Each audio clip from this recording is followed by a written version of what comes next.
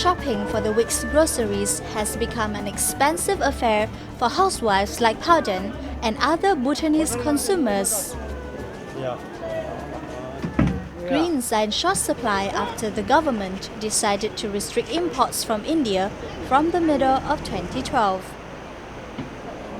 Before, the prices are very low. The bunch of one sack we get around 15 to 20. Now it's 35 to 50. So it's a huge difference. We have to eat, so we cannot reduce the vegetable when it goes higher. Up till 2011, Bhutan used to import $5 million worth of fresh produce from neighboring India every year. The kingdom's falling rupee reserve, however, has prompted its government to centralize all vegetable imports through the Food Corporation of Bhutan. But in stemming the currency outflow, consumers and food businesses face a vegetable crunch. पहिला मार्केटमा अब भेजिटेबलहरु सबै पाउँथ्यो अहिले चाहिँ अब vegetable अलिक कम्ती पाउन थालेछ भुटानमा फेरि यो सबै हामीले चाहेकोहरु कोही बेला हुँदैन रहेछ. In spite of this, the country is plunging head-on into a seemingly impossible plan that may worsen the vegetable shortage.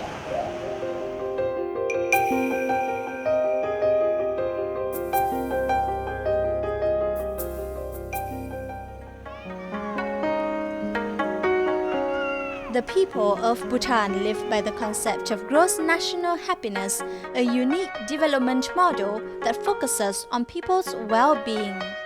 With the GNH ideal specifying the need for environmental conservation, the royal government of Bhutan has launched an ambitious plan of having all its farms go fully organic by 2020.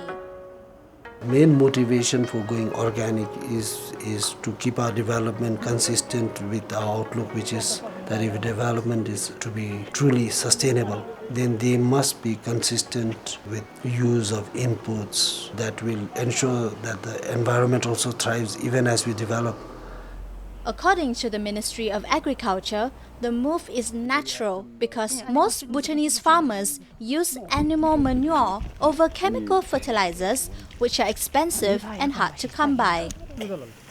Even so, questions remain as to whether it's feasible for the country to stop relying on chemicals to boost yields, considering its target of achieving food self-sufficiency by 2015.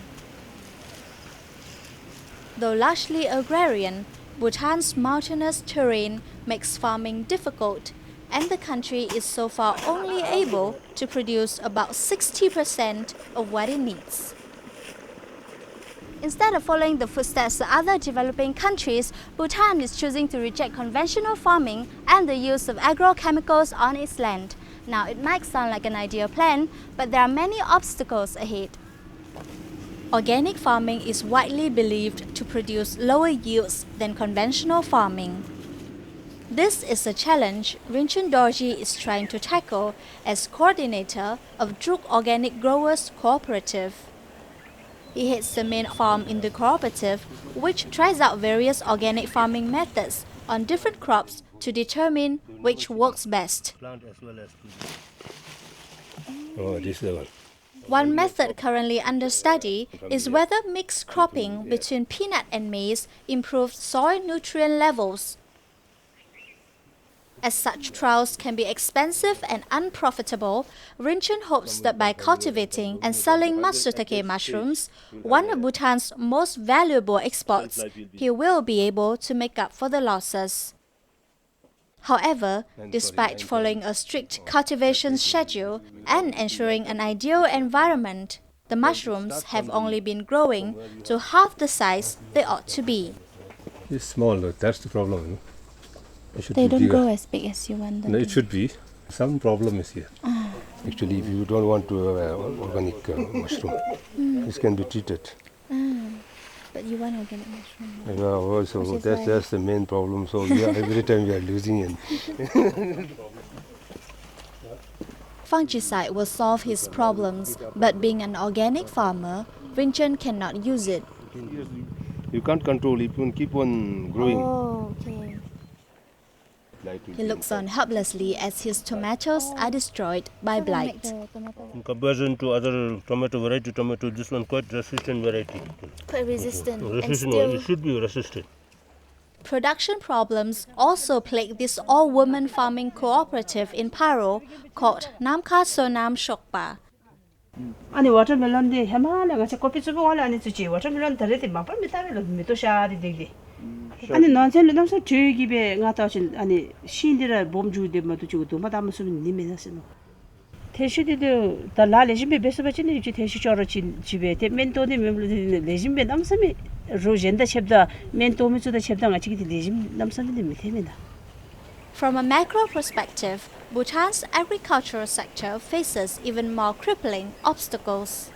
Arable land makes up only 3% of the country's land area, and the labor crunch is also getting worse as more young people get better educated and refuse to return to the farm. Our population, is not even 1 million. And with that, more than half being employed in either in schools or government services or corporate thing, farming population is decreasing. So it is a huge challenge.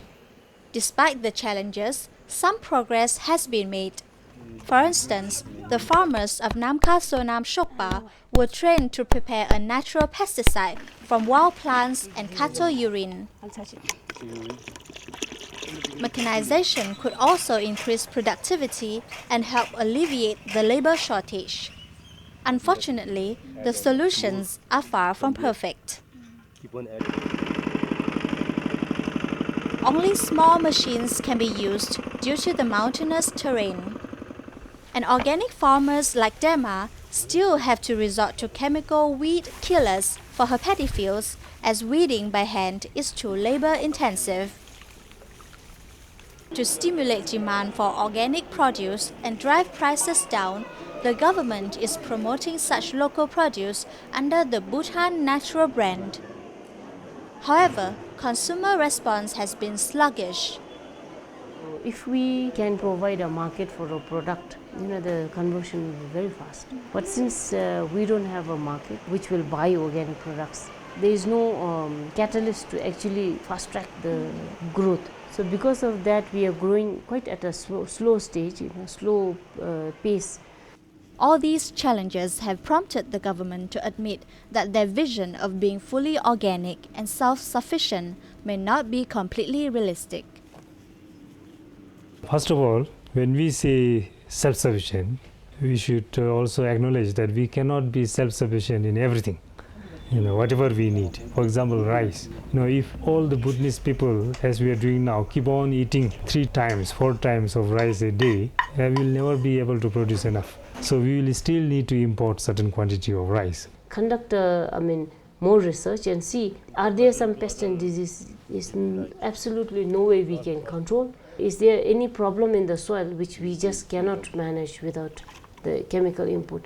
If there are such a situation arises, we may have to accept that maybe it will not be 100%. If there is a small percentage which we may not convert, that will never, if it never happens, maybe we will stuck with that. Despite the difficulties, some young people believe in the organic dream and are willing to try. Sange, a graduate with a diploma in agriculture, is part of this budding trend despite the lower earning prospects. It's a starting point, and organic farming is a very social entrepreneurship. If you are a real human being, if you really have this character of humanity, if you want to be a very humble person, and if you want to active GNH, be a natural farmer, be a humble people, At the end of the day, Bhutan has chosen its path and is determined to see it through. Some years from now, the whole Bhutan is an organic farm. It is a little country on the top of the world. We'll have this country whole organic, and even if we cannot produce for the export and then for the rest of the world, we'll be growing enough for ourselves and we'll live in harmony with nature. That is what I say. But with less than 0.01% of its farmland currently under organic cultivation, Bhutan still has a long way to go. But no matter how hard the going gets, the relentless optimism of the Bhutanese will drive them forward in their dream to go organic.